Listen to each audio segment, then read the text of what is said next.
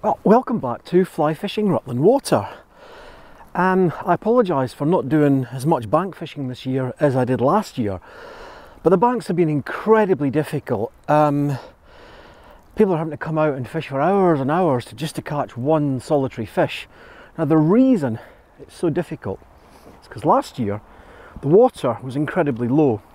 Now if you look in the margins here, this light colour is all of the bank that was exposed when the water was incredibly low last year. Now what that means is this whole place is dead. There's absolutely no life in the margins. If you look further out, you can see like a dark line where there's vegetation under the water, and it's far out. The fish seem to be sitting on the point at where the water was at its lowest, because that's obviously where the vegetation ends. So all the fish are about 50 yards out, which is excruciating because it's just outside your casting range. What's even more excruciating is when the fish come in, there's nothing for them to feed on. So if your flies are there and you see the fish moving around, and I've done this, I've casted size 16 dries right on top of the fish and they won't look at them because they're suspicious, because there's no food in the water, so why should that fly be real? Now, I've got something that I want to use to try and overcome this. This morning, this arrived in the post. Now it's the new Airflo Superflo Ridge 2.0 line. And this is the lightweight version. I've used the universal taper in a 7-weight off the boat, and it's a fabulous line. But this is a 5-weight and it's called a tactical taper, and it's designed to help with the presentation of dry flies.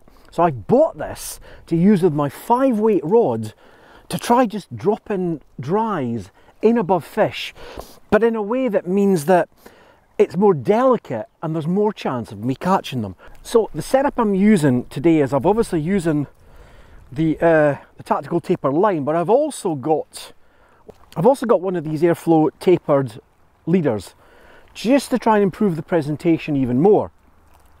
Now I'm using 6-pound fluorocarbon. I've gone down to make the presentation a little bit more delicate, and I've got a size 16 buzzer and a tippet ring. So effectively I'm hoping that the weight of the size 16 buzzer and the tippet ring will sink the fluorocarbon just under the surface, and then I've got a good old Midas as the dry fly. And I'm just going to try a bit of dry fly fishing with this new line just to get a feel for how it casts and get a feel for what it's like. Now obviously I've been leaving my nets on the bank, so I bought this new Witchwood Bankman net, and because this is an expensive line, this is 100 quid, it's 99.99. I don't want to risk it getting damaged on the bank, so I'm using the Bankman net as a makeshift line tray, because I don't like line trays. Absolutely hate them. And I'm just going to have a go with some dries in here. I don't think there's any chance of catching fish. This is really just to give this new rod a go. If I don't get anything on the dries, I'm going to pop a dowel back on the point and a buzzer on the dropper, because there are some terrestrials coming off. I've heard of hatches of hawthorns, and there's some bushes in and around here, so there might be some terrestrials hatching off that the fish might be coming up to have a look at. So if I don't get anything in the dries, I'll try some nymphs. Oh, what a lovely line. It goes down incredibly gently on the surface, and it casts a decent line out. Now I used to use the Snowbee Thistledown. I thought that might have been a fish I heard there. I used to use the Snowbee Thistledown because it had a very nice presentation, but it was rated 5 through 7, and I found that I was always shooting too much line, and it ended up kind of bringing the line down a little bit too heavily. So I've gone to a dedicated 5-weight line with a nice taper just to see if I can be a little bit more delicate with the presentation. Now that Midas is fishing an absolute treat. There's nothing showing on the surface. I actually think that I'll have more chance fishing wet flies down near the stump because there's a deep water hole around there. But we'll just give this a few casts just to see what the casting action of this line is like. Now this line just arrived in the post this morning, so this is straight off the spool. The wind's a little bit cutting across me, so I'll just have to be a little bit careful. Yeah, it casts really nicely. Obviously a little bit coily because it's just off the spool. But for the delicate presentation it's really nice.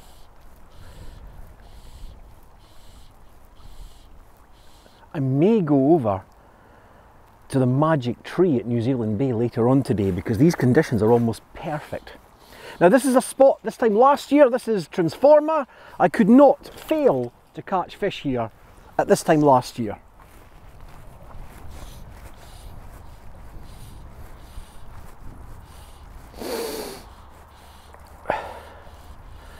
But there's just very little here. There's nothing shown on the surface at all. The wind is slightly over me here, so I think I'm probably going to have to move down the bank a little. But from a casting standpoint, nice, loading, yep. Just need to get the coils out a little bit.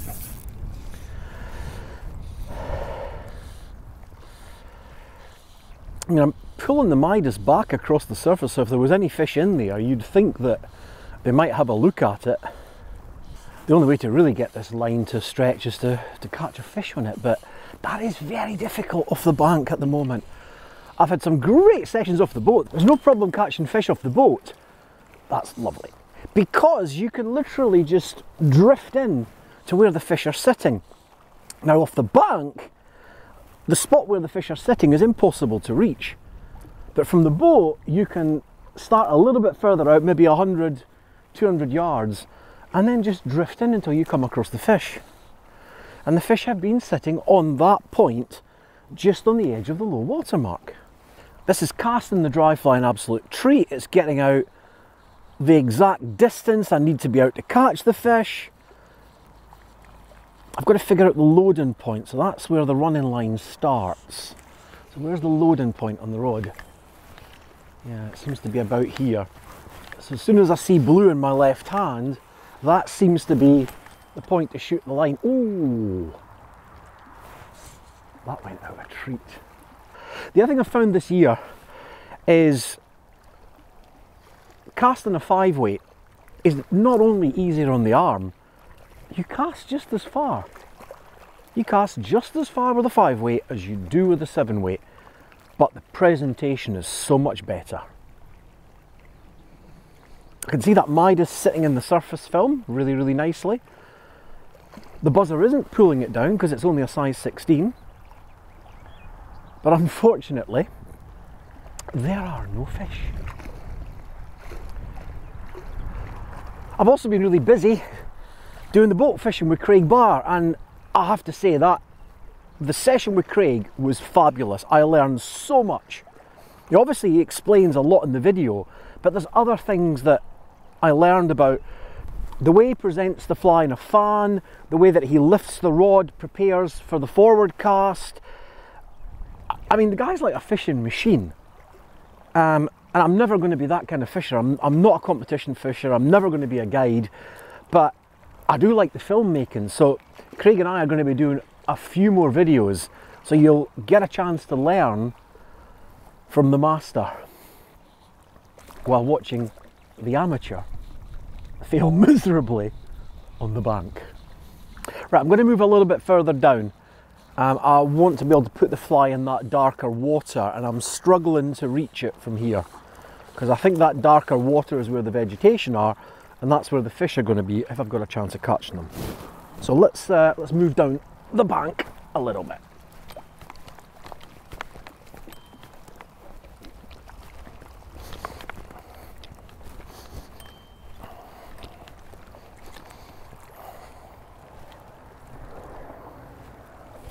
Now this spot is a little bit more wind friendly. And I should be able to reach that darker water where I think the fish will be. If there are any, that's where they're going to be sitting. Yeah, very easy. Blue line, shoot. Yes, that's it.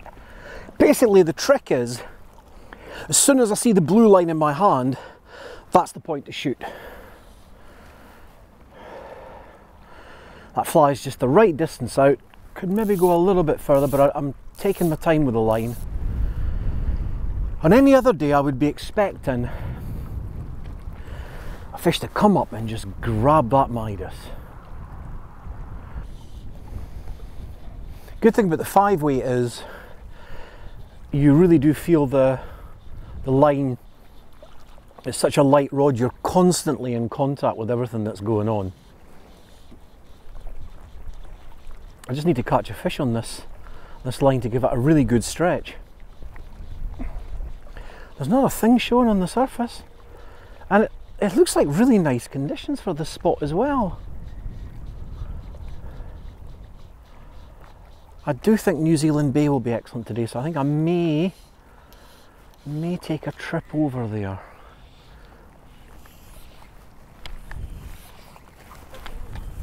Blue line, shoot. Yeah, that's it. Crumpled a little bit there, but it's... With any new line, it really does. You need to spend a little bit of time just getting used to getting the feel for where is the loading point, where that line just loads the rod properly to be able to shoot out. Now that fly is sitting in the darker water, which is where I want it to be. And this net is really handy. With a 100-pound line, it's not going to get wrapped around a nettle or some other shrubbery on the bank.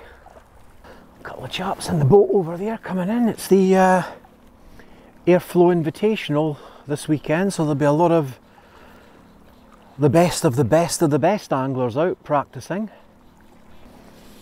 So there's nothing coming up for the dries, so the rod is doing its job. It's casting the dries out beautifully, or the dry and the buzzer out beautifully. Here we go, shoot, go, straight out. That's perfect. I mean, not quite throwing out a full line yet because I'm trying to restrict how much is going out because I want to gradually stretch the line. But that dry is sitting beautifully in the exact spot that I would want it to be to try and pick up a passing fish. I thought one would maybe take the size 16 buzzer, but that hasn't happened either. So I think we'll change tactics. I think I'm going to try putting a dowelback on the point and going a little bit further down. Seeing if there's fish sitting a little bit further down in the water. Because I'm filming with Craig week after next, so this week is really my... Next week is really my only chance to do some filming on my own before I do the next couple of sessions with Craig. Now, future videos with Craig will all be on his channel.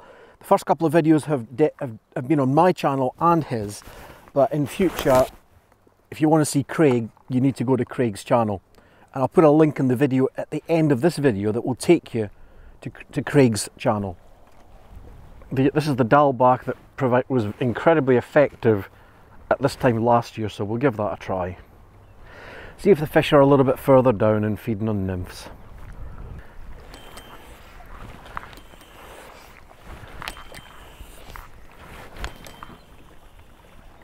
Right, perfect. Flies went straight out as well, so they're in the right spot.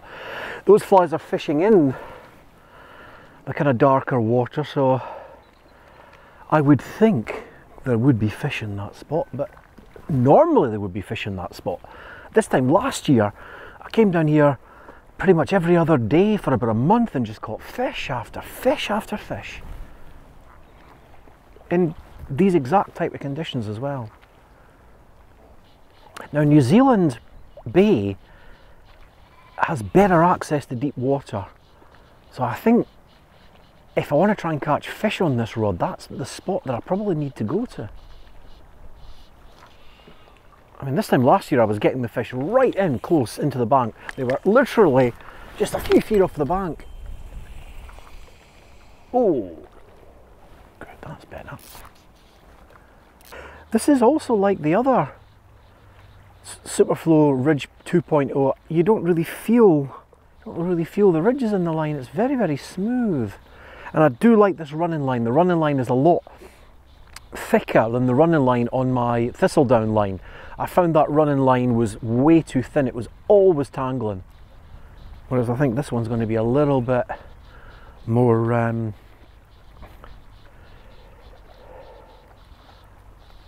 straight. Yeah, we now know where the loading point is. As soon as I see blue line in my hand, that's the time to shoot. Blue line, shoot! Because I've let a little bit more line, there's still a little bit more coil in there. That'll take a little while to come out. That's always the problem with new lines. You kind of need to stretch them a little bit on the grass, or somebody gave me a tip. They said basically take the flies off and dangle the line behind the boat and just basically use the friction of the water to straighten the line out and get the twist out of it. I mean, this is really twisty at the moment. This is a great spot for me because it's very close to my house. This is only 2 miles away from where I live. So if I want to come down and try a new line or get a bit of casting practice, I can do it down here and do it over the water rather than on grass. So in the time I've moved, the line's dried, and because it's dried, it's not shooting through the rings as well as it was. The boat's not catching. The wind's a little bit more behind here, so I may be able to just try and give it a little bit more. Yes. That really went out. A little bit of a kink on the way, but I'm in the zone where I would think there would be a chance of fish. Airflo Superflo, tactical taper, Ridge 2.0. No avoidance of doubt, this line has been paid for by my hard-earned cash. So if I didn't like it, I would tell you.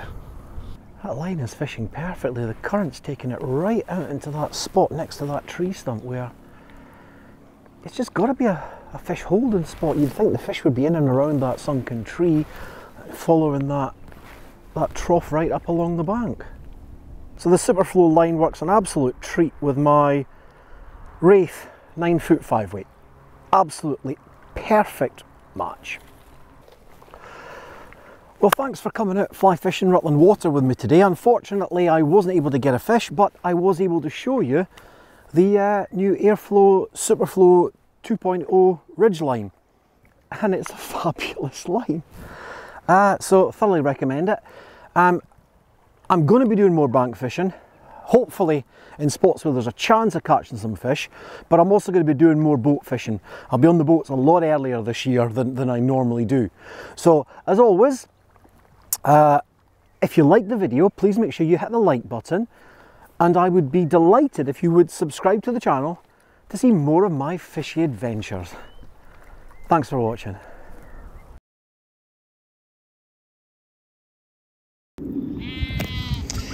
Right, down in good old New Zealand Bay, just down from the magic tree.